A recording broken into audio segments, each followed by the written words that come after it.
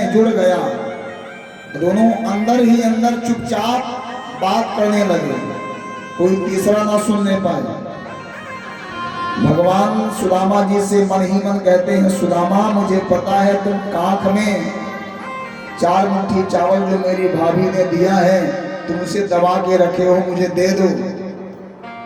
सुदामा जी ने मन ही मन कहा कि द्वारकाधीश चाहे तू जो भी कहे, मैं ये 4 मुट्ठी सड़े गले चावल तुझे दे करके तेरी बदनामी नहीं करवाऊंगा। ये राज रानियां क्या सोचेंगे कि एक तो पहली बार द्वारकाधीश का मित्र आया, वह भी इतना कंगाल जो सड़े गले कपड़े में 4 मुट्ठी टूटे फूटे चावल लेके आया है। दोनों मित्र आपस में ही झगड़ा करने लगे मन ही मन। भगवान ने मन ही मन कहा कि सुदामा मैं छीन के खा लूंगा। सुदामा जी और जोर से दबाए काख, देखता हूं कैसे छीनता है। यह गुरुकुल नहीं है जहां तू जीत जाएगा, अब मैं भी मोटा तगड़ा हो गया हूं। ऐसे दोनों की वार्तालाप प्रेम आनंद होने लगा।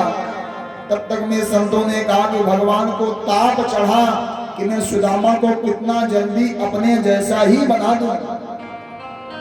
तो संतों ने कहा कि भगवान जबरदस्ती जबरन आज विश्व का पालनहार साक्षात लक्ष्मीपति नारायण उस अकिंचन ब्राह्मण के कांख से उस चावल की पोटली को जबरदस्ती खींच लिया है।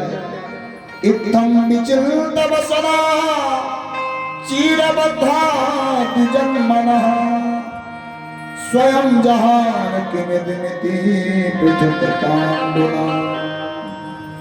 आज विश्व का पालनहार विश्वंभर भगवान नारायण उस सड़े गले चावल की पोटली को खींच लिया, चावल बिखर गया। भगवान एक मुट्ठी उठाए, इति मुष्टिम सकत जग्ध्वा द्वितीयं जग्धुमा दधे। एक मुट्ठी भगवान ने खाया और भगवान ने सुदामा जी को अपने जैसा बना दिया।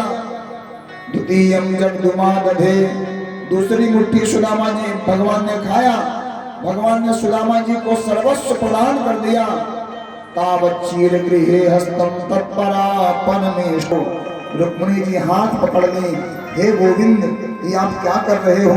2 मुट्ठी में ही तो आपने सब कुछ दे दिया, तीसरी मुट्ठी अगर खा लोगे तो हम सब भी सुदामा की दासी बन जाएंगे और 2 मुट्ठी में हम सब रानियां मिलकर के खाएंगी, ब्राह्मण का प्रसाद है।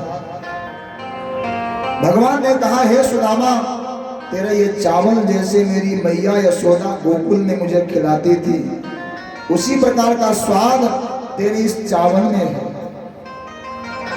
भगवान ने सुदामा के सड़े गले चावल की तुलना उपमा अपने माँ यशोदा के मीठे चावल से कर दी।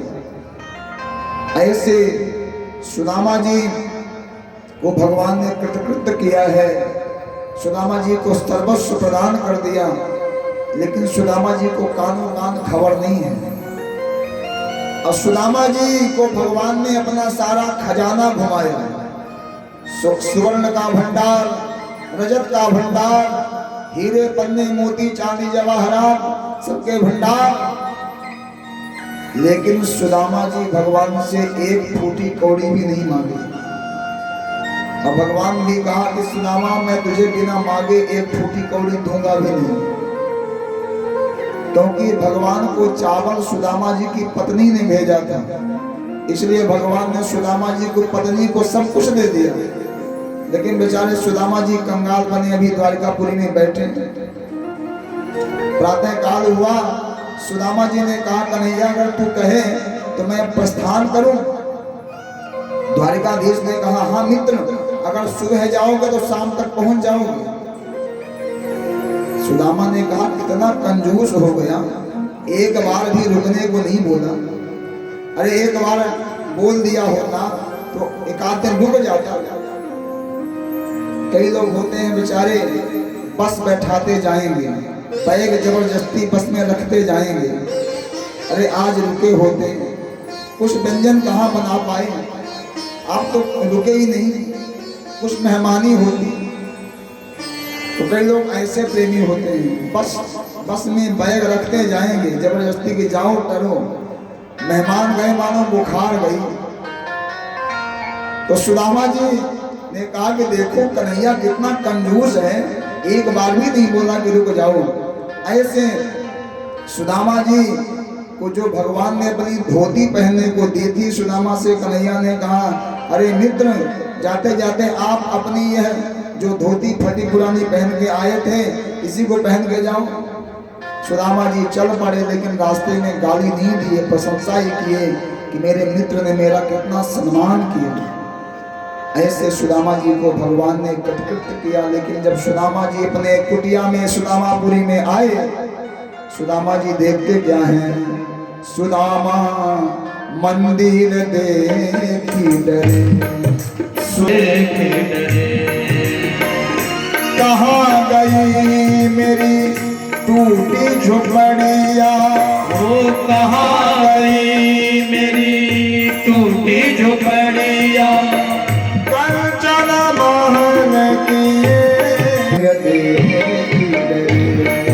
सुदामा मंदिर देख डरे, सुदामा मंदिर देख डरे।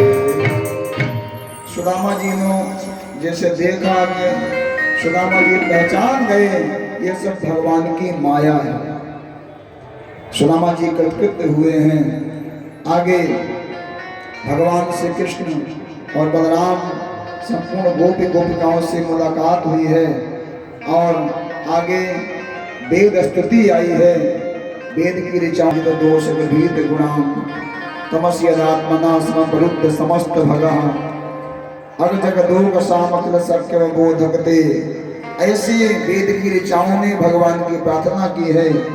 एकादश स्कंद में भगवान के पुत्रों को सप्तर्षियों में दुर्वासा ऋषि ने श्राप दिया है और इसके बाद भगवान दिव्य अद्भुत ज्ञान एकादश स्कंद में 24 गुरुओं का ज्ञान जो वसुदेव जी के यज्ञ, भगवान जब यज्ञ कराए वसुदेव जी मुख्य यजमान बने हैं और नारद जी वही ज्ञान दे रहे हैं वसुदेव जी को जो ज्ञान नव योगेश्वरों ने जनक जी को दिया था। और उसी में 24 गुरुओं का वर्णन आया है और अब भगवान धीरे धीरे अपनी लीला का स्मरण कर रहे हैं। और भगवान ने जैसे यदु कुमार आए, पेट में कड़ाही मार करके सप्तर्षि जहाँ विराजमान थे